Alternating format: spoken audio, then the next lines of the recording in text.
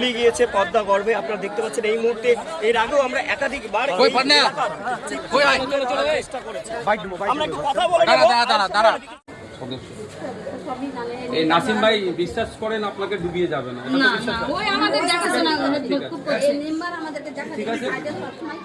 আমাদের মাধ্যম দিয়ে আছে চলে যাবে না। হ্যাঁ, এই ভাইকে আমি একটা কথা বলে যাচ্ছি। জুয়েল ভাই আমাদের সঙ্গে নতুন পরিচিত, অনেক আগে থেকে আমাদের বন্ধুরা আছে এখানে। এখানকার অনেকে আছে, আমাদের জেলার পার্টির প্রেসিডেন্ট আছে, ওনার সাথে যোগাযোগ করিয়ে দিয়ে যাচ্ছি না। এক সপ্তাহের মধ্যে আশা করছি আপনাদের ডেকে সার্ভে করছি, কি হচ্ছে না হচ্ছে আপনারা দেখুন। কি বলছি আমি কি বলছি শুনুন। কালকে এখানে আসবো বলে আমি কালকে রাত্রে আমার উকিলের সাথে কথা বলেছি যে এই মানুষগুলোকে কীভাবে বাঁচানো যায়। আমার তো অত টাকা নাই যে আমি সবাইকে ঘর করে জায়গা দিতে ক্ষমতা আমার নাই, কিন্তু কীভাবে বাঁচানো যাবে। উকিল সাহেব আমাকে যে যুক্তি দিয়েছে, কার কি ক্ষতি হয়েছে আপনার একটা লিস্ট করতে বলবেন। আপনাদের বলে যাচ্ছি কার বাড়ি গেছে, কার জায়গা গেছে। শুনো না মা, আমার তোমাকেও বলছি, তুমি তো শুনে না, আপনারা শুনো যে আপনারা লিস্ট করে রাখুন। এবার যদি পুনর্বাসন ঠিকঠাক না দেয়, চুপ করে বসে থাকলে তো হবে। আপনাদের জন্য আমি আইনি লড়াই করবো, মাঠে ময়দানে লড়াই করবো। আমাদের জেলা সভাপতিরা আছে, বুঝতে পেরেছেন।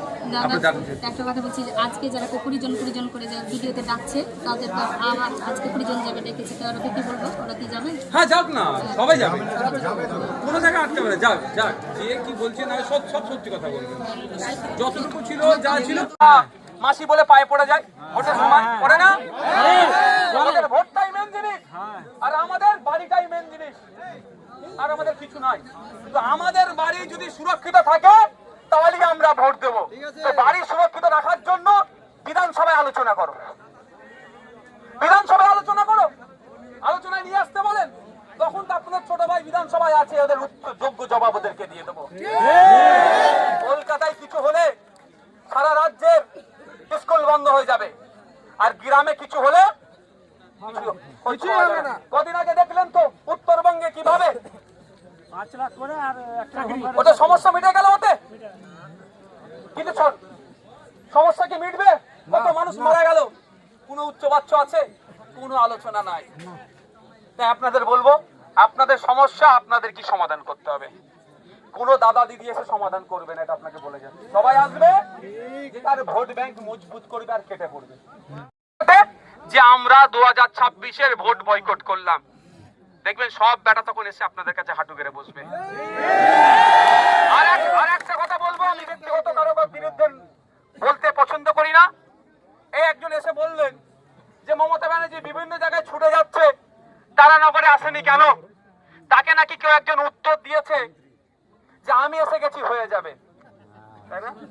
আমি এতটুকু তার মুখ থেকে শুনতে চাই যে তারানগরের মানুষের সাথে যেটা হচ্ছে, অন্যায় হচ্ছে, দ্রুত এই কংক্রিটের বাঁধ নির্মাণ সরকারকে করতে হবে। এতটুকু কথা বলার সাহস আছে? বুঝতে পেরেছেন? এটা কি ভুল কথা?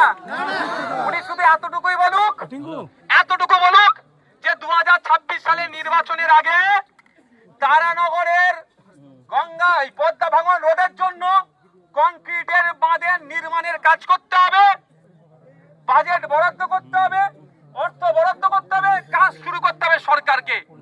এতটুকু বলার সাহস নেই, বললে যে হাফ মন্ত্রী আছে সেটাও কেড়ে নেবে। আমি ব্যক্তিগত আক্রমণকারীর পক্ষে নই, কিন্তু আর যে একজন আছে অপদার্থ, হজ কমিটিতে ঢুকে বসে আছে, জানি না আগামী দিনে তথ্য দেব, তাও বলে যাই। এবারে হজে গিয়েছে কত হাজি জানেন? কম বেশি টোটাল পশ্চিম বাংলার কলকাতা দিয়ে গিয়েছে 8,000-এর কাছাকাছি। 50,000 চায়ের কাপ দেখিয়েছে। কি বুঝতে পেরেছেন তো? চোর তো, ওরাই তো টাকা খাচ্ছে, সেই সব টাকাগুলো খাচ্ছে। হাজি গিয়েছে 8,000-এর মতো, আর 50,000 কাপ দেখিয়েছে, মানে বুঝতে পারছেন? মানজুলরে বলে ও বেটারা, ওই তো এবার দায়িত্বে আছে, ওনার দপ্তর, মানে আমি উনাকে এখন বলবো। যারা হাজিদের চায়ের টাকা মেরে খায়, তারানগরের মানুষের পুনর্বাসনের টাকা মেরে খাবে না? বিশ্বাস হয় আমার? যারা কবরস্থানের শ্মশানের টাকা মেরে খেয়ে নেয়, তারা খাবে না? অপদার্থ কেন পার্লামেন্টে গিয়ে তারানগরের মানুষের কথা বলেনি? এটা তো আন্তর্জাতিক নদী, এটা তো কেন্দ্র সরকার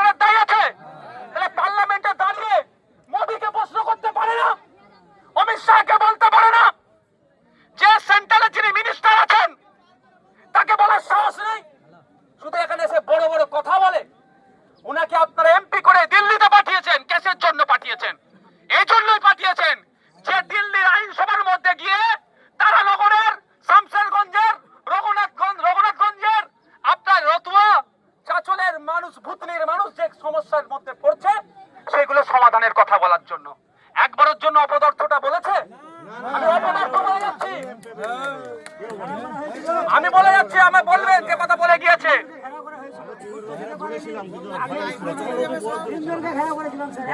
কি বলছি বুঝতে পেরেছেন?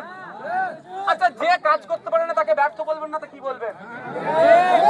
অপদার্থ ব্যর্থই তো বলতে হবে। এটা আমি ভালো ভাষা বলছি।